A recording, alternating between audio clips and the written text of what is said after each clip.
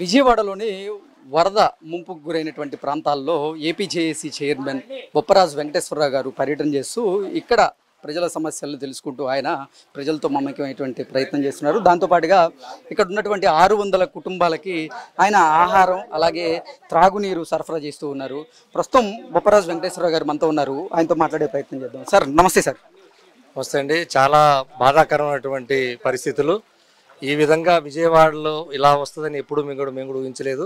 మరి ఈ రోజున పంచాయతీరాజ్ ఇంజనీర్ల సంఘం పక్షాన ఏపీజేఏసీ అమరావతిలో భాగస్వామ్యమైనటువంటి పంచాయతీ ఇంజనీర్ల సంఘం పక్షాన అసోసియేషన్ కూడా ఒకరోజు వేతనంతో పాటుగా మేము మాకు చేతనైన సహాయాన్ని మరి కాలనీలో ఉన్నటువంటి ఏదైతే ముంపు వాసులు ఉన్నారో వాళ్ళందరికీ కూడా ఫుడ్ ప్యాకెట్లు వాటర్ ప్యాకెట్లు అందజేయడానికి ఈరోజు పంచాయతీరాజ్ ఇంజనీర్ల సంఘం ఏపీజేఏసీ అమరావతి పక్షాన అందరం కూడా కలిసి రావడం జరిగింది. ఓకే సార్, ఇప్పటికీ ఎన్ని కుటుంబాలకి మీరు ఆహారం అలాగే తాగునీరు సరఫరా చేశారు?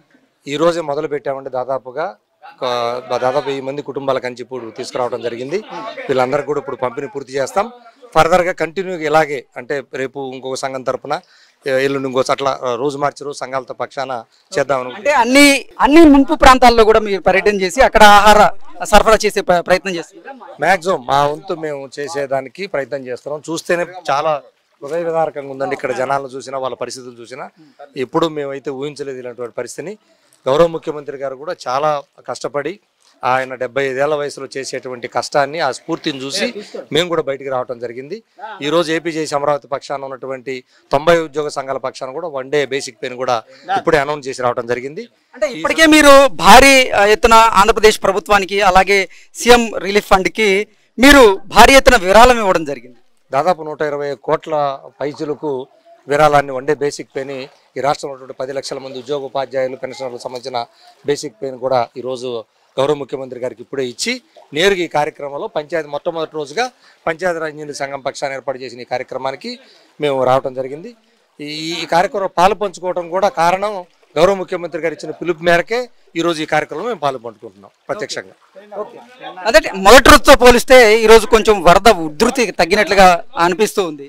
మళ్ళీ తుఫాను చెప్తూ ఉన్నారు. ఏంటి సార్ ఎటువంటి జాగ్రత్తలు రాకూడదని కోరుకుంటున్నామండి. మళ్ళీ తిరిగి గజవాడని వరదలు ముంచెత్తినటువంటి నేపథ్యంలోనే వరద ప్రాంతాలు ఏవైతే ఉన్నాయో ఆ ప్రాంతంలో ప్రస్తుతం మనం ఉన్నాం.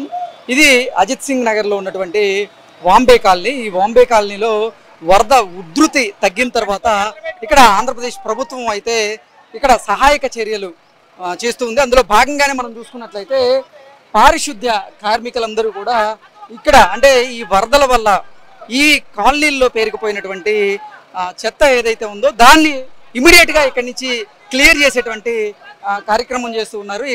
ఇప్పటికే మున్సిపల్ కమిషనర్ ఇక్కడికి వచ్చి ఆయన పర్యవేక్షించారు. ఈ ప్రాంతాల్లో వరద ఉధృతి కొంచెం తగ్గుముఖం పట్టినటువంటి నేపథ్యంలోనే ఇప్పుడు రైనీ సీజన్ కాబట్టి ఎక్కువగా వ్యాధులు ప్రబలే అవకాశం ఉంది అని ఆంధ్రప్రదేశ్ ప్రభుత్వం అలాగే ముఖ్యమంత్రి చంద్రబాబు గారు కొంతమంది మంత్రులు కూడా భావించారు. అందుకే సహాయక కార్యక్రమాలను అయితే ముమ్మరం చేస్తున్నారు. అందులో భాగంగానే మనం చూసుకున్నట్లయితే ఇక్కడ ఈ వరద వల్ల పేరుకుపోయినటువంటి చెత్త ఏదైతే ఉందో దాన్ని క్లియర్ చేసేటువంటి ప్రక్రియ అయితే ప్రారంభించారు. దీని తర్వాత ఇది క్లియర్ చేసిన తర్వాత ఇక్కడ బ్లీచింగ్ మొత్తం కూడా బ్లీచింగ్ చేసేలాగా అలాగే అగ్నిమాపక సిబ్బంది అలాగే ఈ డిజాస్టర్ మేనేజ్మెంట్ ఏవైతే ఉంటాయో వారందరూ ఇక్కడికి వచ్చి ఈ ప్రాంతాలను కూడా పర్యవేక్షించి ఇక్కడ ఉన్నటువంటి సమస్యలను వారు తీర్చేలాగా కూడా ఇప్పటికే ఆంధ్రప్రదేశ్ ప్రభుత్వం అయితే ఏర్పాటు చేసింది. ప్రస్తుతం మనం చూసుకున్నాం ఈ కాలనీల్లో పేరుకుపోయినటువంటి చెత్తనంతా కూడా క్లియర్ చేసేటువంటి ప్రక్రియ అయితే ఇక్కడ జరుగుతుంది. ప్రొక్లైనర్లను ఇక్కడ భారీగా ఉపయోగిస్తున్నారు.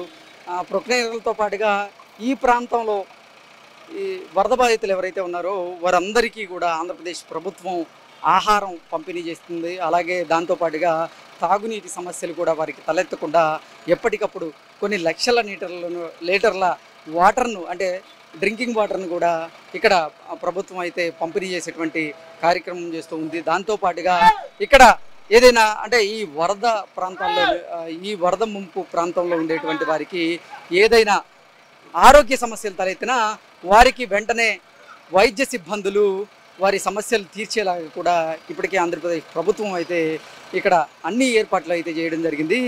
ఇక్కడ మనం చూసుకున్నట్లయితే ప్రభుత్వం ఇక్కడ వరద బాధితులు ఎవరైతే ఉన్నారో వాళ్ళందరికీ కూడా ఆహారం అలాగే వాటర్ ఇవన్నీ కూడా పంపిణీ చేసేటువంటి కార్యక్రమం అయితే మనం చూస్తూ ఉన్నాం.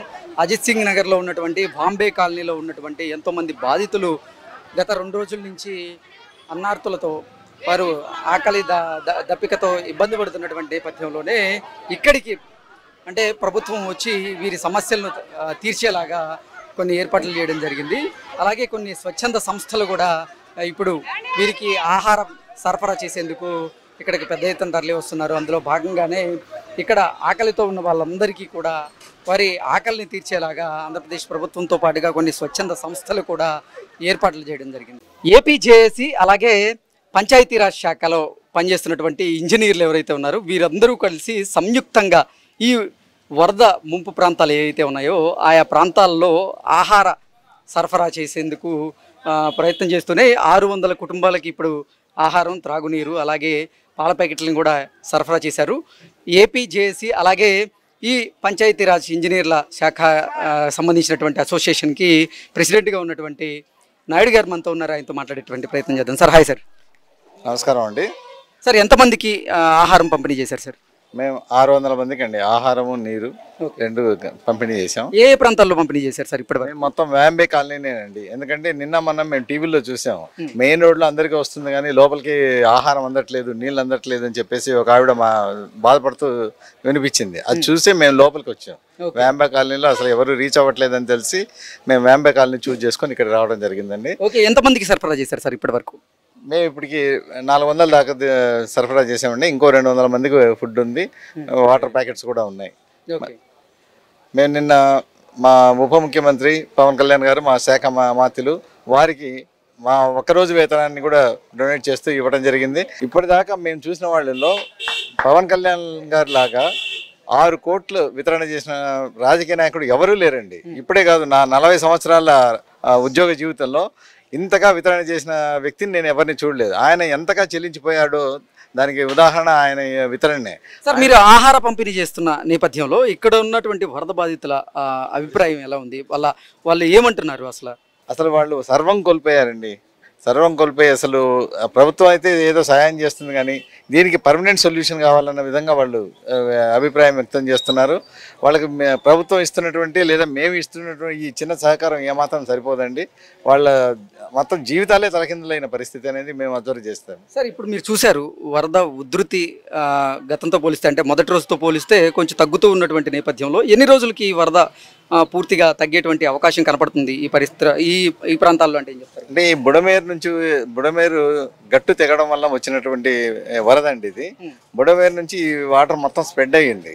ఇది కింద వెళ్ళి కొల్లేరులో కలవాలి కానీ ఈ మార్గం మధ్య మొత్తం కూడా స్ట్రక్చర్స్ ఉండడం వల్ల ఈ యొక్క ప్రవాహాన్ని అడ్డుకోవడం వల్ల వాటర్ అంతా ఇక్కడ ఆగిపోయింది. దాదాపు ఇంకో వారం రోజుల దాకా ఇదే పరిస్థితి ఉందని చెప్పేసి మేము అనుకుంటున్నాం. ఎందుకంటే డ్రైన్స్లో నుంచి వాటర్ పోయే పరిస్థితి ఎక్కడా కనబడడం లేదు మాకు. ఇక్కడ వరద నీరు, డ్రైన్లో ఉండే నీరు 2 కలిసిపోయాయి. అసలు నిజానికి ఇక్కడ ఉన్న ప్రజలు తీవ్ర వ్యాధులకు లోనవుతారేమనే భయం కూడా మాకు కలుగుతుంది. ఓకే, సో అంటే వ్యాధులు ప్రబలకుండా ఎటువంటి చర్యలు చేపట్టబోతున్నారు ఆంధ్రప్రదేశ్ ప్రభుత్వం? అలాగే మీరు ఎటువంటి చర్యలు తీసుకునేటువంటి అవకాశం ఉంది అంటే ఏం చెప్తారు? మొదటగా మేము సూచించేది ఏంటంటే మేము బాటిల్స్లో కొంత వాటర్ ఇచ్చాం కానీ వాటర్ ట్యాంకర్ ద్వారా కూడా మంచినీళ్ళు సరఫరా చేస్తున్నారు. ప్రతి ఒక్కరు ఆ నీళ్లు కాచుకొని తాగాలి. అలాగే ప్రభుత్వం తరఫున ఇప్పుడు బ్లీచింగ్ యాక్టివిటీ పెద్ద ఎత్తున టేకప్ చేయడం జరిగింది. ఆ బ్లీచింగ్ రోడ్లలో అక్కడ చేస్తున్నారు కానీ ఇక్కడ ఇంటర్నల్ అంటే వీధుల్లో లోపలిగా ఉండే వీధుల్లో ఇంకా వాటర్ ఉండడం వల్ల వాళ్ళు చేయలేకపోతున్నారు. ఇక్కడ ఉన్న హౌస్ హోల్డ్ అంటే ఇళ్ళ వాళ్లకు కనీసం ఆ బ్లీచింగ్ పౌడర్ అందజేస్తే వాళ్ళ ఇంటి చుట్టుపక్కల వాళ్ళ పరిసరాలన్నా శుభ్రం చేసుకుంటారు. కనీసం వ్యాధులు ప్రబలకుండా వాళ్ళు చర్య తీసుకునే అవకాశం ఉంటుంది. పంచాయతీ కానీ మున్సిపాలిటీ వాళ్ళు కానీ ప్రతి ఒక్క ఇంటికి కూడా 1 కిలో బ్లీచింగ్ పౌడర్ ప్యాకెట్ని సరఫరా చేస్తే బాగుంటుందని చెప్పి నేను భావిస్తున్నాను. ఓకే, సరే మరో 5 రోజుల పాటు ఈ వరద ఉధృతి కొనసాగే అవకాశం ఉన్న నేపథ్యంలో మీరు ఈ 5 రోజుల పాటు ఆహార పంపిణీ కొనసాగిస్తారా లేదా? ఎస్, ఈరోజు మొట్టమొదటిసారిగా ఏపీజేఏసీ అమరావతిలో ప్రధాన పక్షమైనటువంటి పంచాయతీరాజ్ ఇంజనీర్ల తరఫున ఈరోజు వచ్చాం.